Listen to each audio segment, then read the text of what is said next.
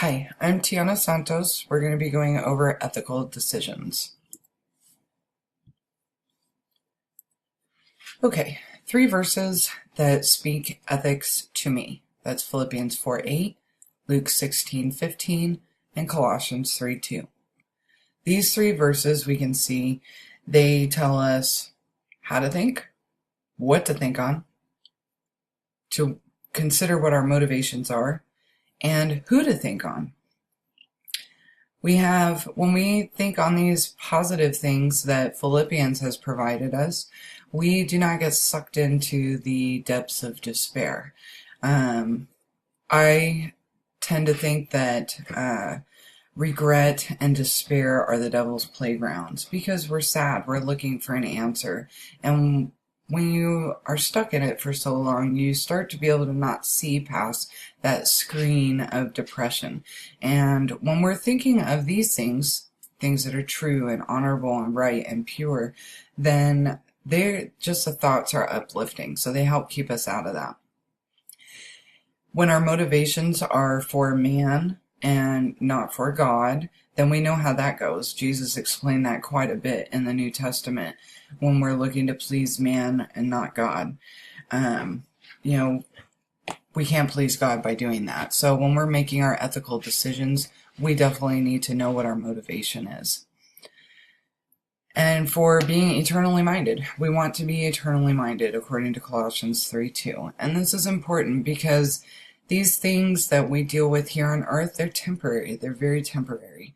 So we want to focus on what is not temporary, what we're going to be living with for eternity, which, as the Bible has told us, is like a puff of smoke here on earth. So we want to focus on more than just a little puff of smoke. And that's what Colossians 3:2 is reminding us. When we're making ethical decisions, we really want to focus on those things. We don't want to make snap decisions that will make a huge effect on somebody and there's nothing we can do about it. And later on, when we're thinking about it, we think, gosh, that was a terrible decision, and hurt somebody in the process. If we're thinking eternally and we're doing this out of motivation for pleasing and glorifying God, then our selfish motives are going to be out of the picture, or at least subdued enough to where we're not going to intentionally hurt anybody. Through this course, I've gotten a deeper understanding of 3 different ethics theories. The capital punishment, homosexuality, and reproductive technology. On all 3 of them, I had previous ideas and stances on them. However, one in particular, which was capital punishment, I actually changed my stance. So, I originally was for it across the board as an absolute. However, after reading the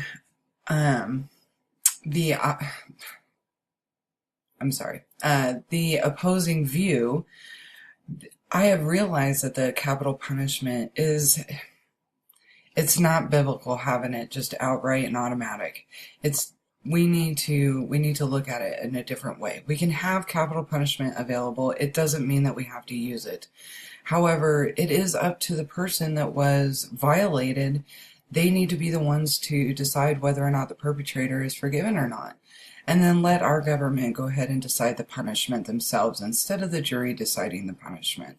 And that puts everybody into their biblical roles, and then we don't have to worry about a lot of the other things. For homosexuality, I've always believed it was a choice. However, reading through these chapters, I have had a better understanding of how a person makes this choice, whether it be intentionally or unintentionally. There are many things that homosexuals don't understand, or were never exposed to, or were always exposed to. So understanding that homosexuality is a choice, but it can roll into the same grouping as that of somebody that grew up in an alcoholic family, or with smokers, or with drug abuse. A lot of the times, these people that are born into these families, they perpetuate the cycle, and there's not an intentional means to do it. They just don't know how to get out of it, or don't understand a life outside of it. So I put homosexuality into that category now and am much more compassionate thinking about the choices. However, they are still people, and I've always believed that, and they do not deserve to be discriminated against. They are, as Ray stated, not outside God's grace. Reproductive technologies, I believe, is quite a slippery slope. Where do you stop it at? I've chosen that I would not take my time through all of those. I would rather jump to, if I was wanting children, which I don't have any of my own children, but if I had decided I wanted children, I would just jump to adoption. And the reason being is because my time and my energy and my money, I would rather see that spent on a life already here needing something that I can give. And, many people have different views. And I never fully understood it, and I can understand now and have a little bit more compassion on why people would want to go through that. However, I do definitely question people's motivations behind being so set on having a child from their own body to the point where they would actually take somebody outside of the two spouses' sperms or egg to create this baby to put into their own body. I question that motive there, but I do understand that it is a highly emotional decision, and there are many reasons that I would never understand, and you would not understand until you are in that situation. Next is the fictional case study. So I've chosen to take the fictional case study on the road of reproductive technologies. Let's say I have a couple in my church and they've been trying to have a child for 3 or so years now. They've approached me from time to time asking me to pray, in agreement that God will bless them with a child. After a while, they start to get a little impatient and they want to consider fertility treatments. So they they're starting to feel desperate, and they're so desperate that the stress is actually affecting their physical ability to consummate and to conceive a child.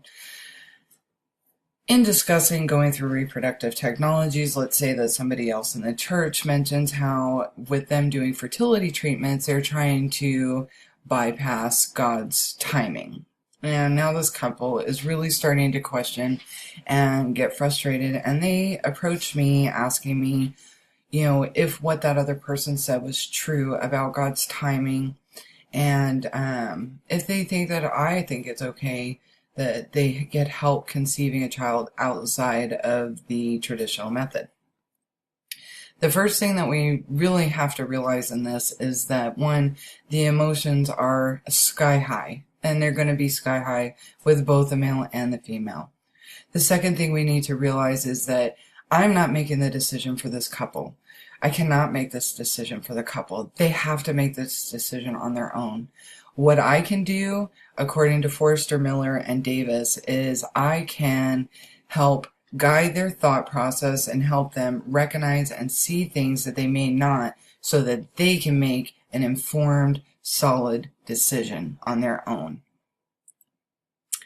The first thing that we're going to do is we're going to gather the facts. We're going to take a look at, are either one of the spouses actually infertile? If they're not, then we know which way we can head with this. If they are, then, maybe that reproductive technology still is an option. We want to take a look at what is their motivation for having children. Do they understand the cost of these treatments? Do they know when they're going to be willing to stop with the treatments? And are they truly open to God's timing? As Christians, we really need to notice this. We need to recognize this. We need to look deep inside ourselves and really ask ourselves, am I just being impatient with God? If we can honestly answer that, I think a lot of this stuff will go away. Next, what we'll do is we take a look at the repercussions. What happens if we do the fertility treatments and they're successful and they're pregnant with triplets? Is that going to be okay with the couple? I mean, that's a real possibility with fertility treatments. What happens if they end up getting a sperm donor for them because the guy is infertile? How is the husband going to feel about that? Seeing another man's baby being born, and he's supposed to take that baby in as his own, and it was his decision to do it. Or vice versa.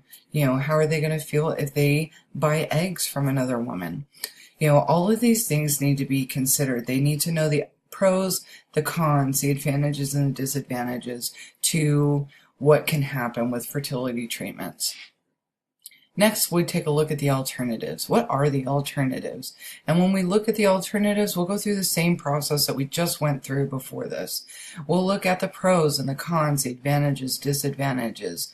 What are things that could go wrong? What are things that could go right? How much is it going to cost? Are they willing to do that? What's the worst thing that could happen? What's the best thing that could happen? And you go through that with all of the alternatives, because going through that, you may see that, hey, some of the alternatives look just as good as our original idea. Finally, we're going to apply our verses. How can this couple look at things that are lovely and admirable, pure and excellent in this situation, take their focus off what they're not getting? What can they do now? What is awesome about being a couple with no children? What can they, what kind of things can they go out and do? Where can they go travel? What jobs can they do? There's a lot of things that they can do now as a couple with no children that they would not be able to do as a couple with children. Next, we take a look at our Luke verse. We're gonna revisit that. What's the motivation? Let's take another look at that and really dig in and figure out what our motivation is. Then finally, we need to look and see if we're still focusing on God through this. Is that couple still looking to glorify God and share God's love?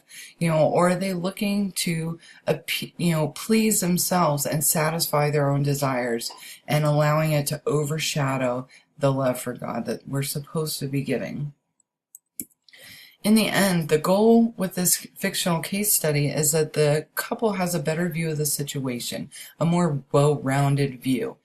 Then they should be able to make their decision with full confidence. It doesn't matter if it's an agreement with, the lady that doesn't agree with them or with me. What they need to do is they need to be able to go into it fully confident that what they're doing is the right thing and that it's okay. And then we need to they need to know that their decision was their decision. And going through this thought process and just kind of guiding them through all the different things to think about, they'll be solid in making their decision and good to know that they have that decision. Next is my undecided ethical topic. I have decided to take up professional photography as a side job to bring in some extra income. So I come across the problem of whether or not I would take up, photographing weddings for homosexual couples. This is a highly undecided decision for me because you are dealing with the emotions and feelings of a couple. You're essentially rejecting capturing their special moment. So, just saying, no, I'm not going to do it, it doesn't fly for me. But at the same time, I can physically see their sin, and we've been warned by Paul, in many of his epistles that when we can see the sin, that we should not be supporting it. So is by me taking the photographs, supporting that sin, and also profiting from a sin that I can see, which I just can't imagine that would nearly be okay. So yeah, this decision is completely undecided, and then with that also, I would have to be able to know that I was able to give my 100% if I took that job on. And I just am not sure that I would be able to do that. I don't think I would be able to give them my best as I would for a standard couple. Okay, so in my conclusion, ethical decision-making is extremely difficult. We need to take the time to consider the angles and repercussions. Really take that time. We need to aim to glorify God, and we need to go through the process considering more than just ourselves and our own wants and desires. Thank you.